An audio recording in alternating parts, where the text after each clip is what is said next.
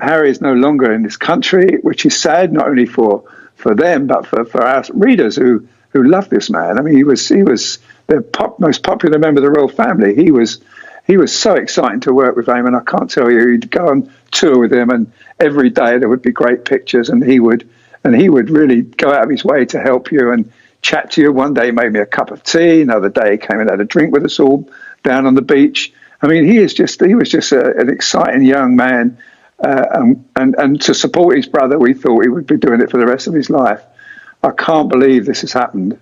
Were you able to form any sort of relationship with Meghan when she came on the scene? Was there awareness of, her job, her duty, and the role you guys had to play as photographers? The first year, I thought she was sensational. I did lots of trips with her. I went to Morocco and I went to all around the Britain, Ireland, and she was great. But 4 times I asked the palace, or maybe 3 times I asked the palace, if we, as a media group, could meet Meghan, and it never happened. And I think if we had have met her and if she'd have met us, things might have been different. You might see that we're human and she's human. Unfortunately, she did get some bad press, and that was a mistake. But we asked for forgiveness and please come back, because this is a great country and the royal family are very important to us all. And the Queen needs your support, Harry, because William can't do it all. Catherine can't do it all. The Prince of Wales is taken on the Queen's role now, so he's even more busy.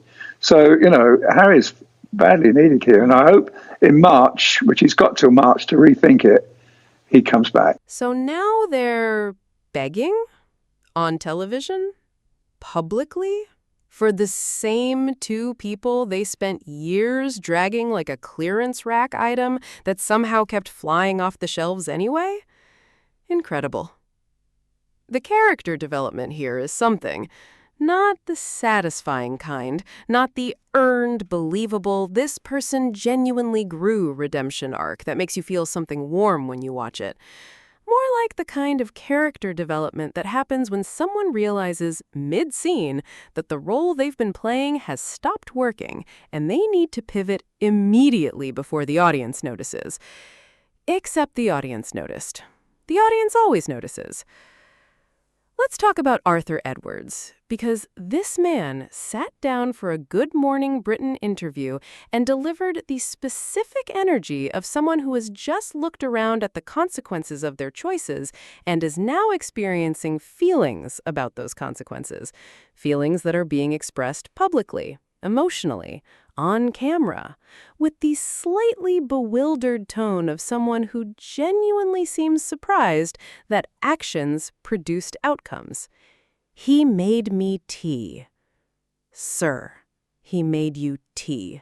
You helped construct a media environment so hostile that a prince and his wife looked at one of the most privileged positions on earth, calculated the cost of staying in it, and decided leaving was the better option. And the detail you selected to lead with is the beverage? That's where we are? That is the emotional anchor of this reflection? Let me sit with that for a moment, because it is doing something specific. The tea anecdote is doing the work that genuine accountability cannot do right now. It is creating intimacy, warmth, the impression of a real human relationship between 2 people. It is saying, without saying, we were close, we had moments, this was personal. And that reframing from years of sustained, profitable, professionally consequential negativity to he made me tea is one of the most impressive narrative gymnastics moves I have seen executed in a single sentence. Not impressive in the good way. Impressive in the way of watching someone confidently parallel park into a fire hydrant is impressive.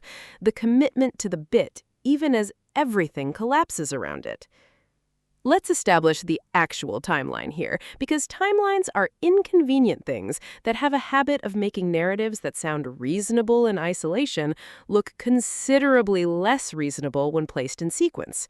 For years, not months, years, the media ecosystem around Harry and Meghan operated in a specific register. Coverage that was relentless, scrutiny that was applied with a precision and consistency that was never quite extended to others in comparable positions. Narratives that once established were maintained and reinforced and recycled regardless of what new information might have complicated them. The tone during those years was not this tone. During those years, the tone was not, he was the most popular, was not, she was sensational, was not the warm, nostalgic, they were wonderful register of the interviews currently circulating. During those years, the tone was something else entirely.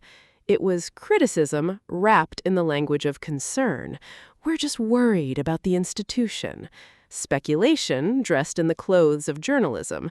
Sources say, insiders suggest, people close to the situation indicate. Negativity presented as analysis. This is what the public deserves to know. And it was profitable, consistently, reliably, measurably profitable. The clicks were there. The engagement was there, the audience appetite was being fed, and the feeding was being rewarded with the metrics that keep media operations running. None of that happened accidentally. None of it was the result of careless journalism that simply got away from people. It was a sustained, editorially directed, commercially motivated content strategy. And it worked. Until it didn't. Until the people at the center of it looked at what staying cost. In terms of safety, in terms of mental health, in terms of the specific, daily, grinding reality of existing inside a system that was producing this coverage while the institution that was supposed to protect them stayed silent and made a decision. They left. And now, in the specific after that their departure created, in the absence that apparently nobody quite prepared for despite having helped create the conditions that produced it, he made me tea. He was the most popular. We want forgiveness. Please come back. Let's talk about the timing, because the timing is doing more work in this story than any single statement. The appreciation is arriving when the monarchy is crumbling, when even the king copies Harry's speech so that his can make sense. Not during the years when it might have functioned as something other than nostalgia, not when the pressure was building and the coverage was escalating and the choice Harry and Meghan were privately navigating was becoming more real and more costly. Not when a different tone from the media ecosystem might have actually changed something about the conditions they were experiencing.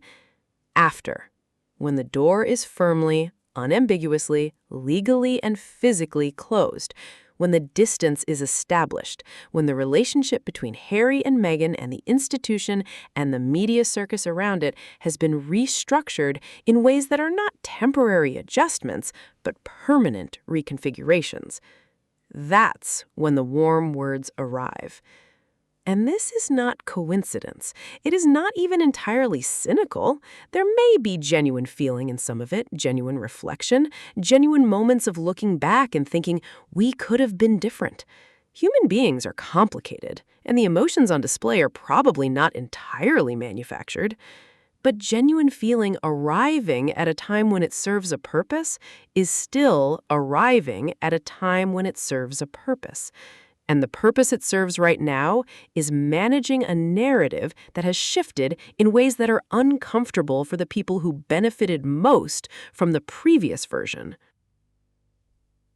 Let's address the line that deserves its own extended examination because it slipped by quickly in the coverage, but it contains the most revealing thing said in any of these interviews. If we had met her, things might have been different. Read that again, slowly. If we had met her, things might have been different. This is being offered as an explanation, as context, as something that humanizes the situation. We didn't know her personally, so perhaps our coverage reflected that distance, and personal acquaintance might have produced a different relationship.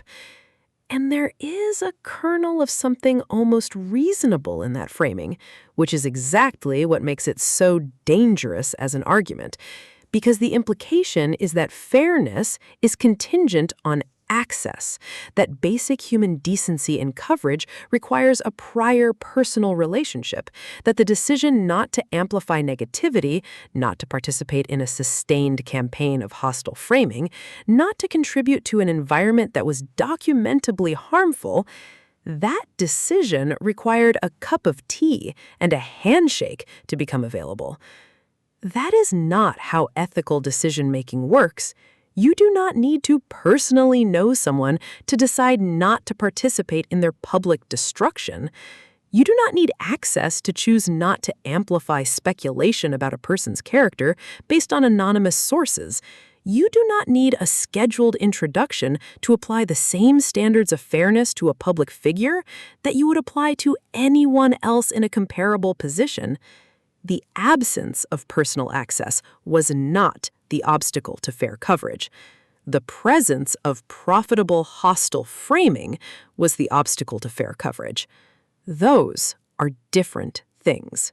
And framing the first as an explanation for the second is a specific kind of rhetorical sleight of hand that sounds like self-reflection while actually functioning as self-protection. It converts "we made choices that caused harm" into "a logistical situation prevented better choices." It is not accountability. It is the appearance of accountability doing the work that actual accountability is not yet willing to do. Now, let's talk about Meghan specifically, because she is somehow simultaneously present and absent from these conversations in ways that are worth examining. The word sensational has apparently made a comeback, which is interesting, genuinely, fascinatingly interesting, because sensational was not the dominant register of the coverage during the years when she was actually present and accessible and available as a subject for daily content generation. During those years, the vocabulary around Meghan ran in a very different direction. The adjectives were not warm. The framing was not celebratory. The consistent, repeated, endlessly recycled characterizations were not the kind that get deployed when an institution values what it has. They were the kind deployed when an institution has decided what something is and is working to ensure the audience agrees. And now that she has removed herself from the ecosystem, now that the daily content generation is no longer available, now that the proximity that made her a profitable subject for hostile coverage is gone, sensational. The word arrives after the exit that certain coverage helped produce, after the years during which a different word choice might have contributed to a different outcome, after the door closed. Sensational shows up, looking slightly breathless, wondering why it wasn't invited to the conversation earlier. And the answer, the honest, structural, commercially grounded answer, is that sensational was not useful during the years when hostile framing was producing better metrics. Sensational is useful now, in a different media environment where the absence has created a different kind of appetite. The word didn't change, the incentives changed, and the word followed the incentives. Let's address the invitation directly, because it was extended directly and it deserves a direct response. We want forgiveness. Please come back. Harry is badly needed. 3 sentences. Let's take them in order. We want forgiveness. Forgiveness is a real thing. It is available. It is not the exclusive property of people who have earned it through demonstrated change, though demonstrated change makes it considerably more grounded when it arrives. Forgiveness can be offered and received in many contexts and for many reasons. But forgiveness and return are not the same thing, and the request for forgiveness arriving simultaneously with the request to come back suggests that the forgiveness being sought is primarily about access. Please come back. Back to what, exactly? Back to the institution that watched the coverage escalate without intervening, back to the environment that produced the conditions Harry and Meghan assessed and decided were incompatible with their safety and well-being, back to the system that benefited from the chaos and is now experiencing the specific, instructive discomfort of living without what the chaos helped destroy. The invitation to return is being extended without any visible reckoning with what made leaving necessary. And an invitation to return to an unchanged environment is not a genuine invitation. It is a wish that the consequences of choices would reverse themselves without the choices themselves being examined. Harry is badly needed. Needed by whom?